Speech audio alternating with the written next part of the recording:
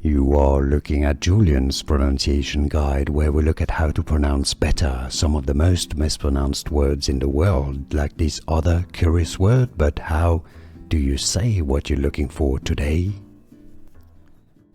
Let's learn how to pronounce the name of this basketball player, American. Alright, so you have the phonetic spelling under her name on your screen. Kysre, okay, so it's not Kysre, I know it's spelled Kysre, but it's Kysre. Gondrezick, Gondrezick.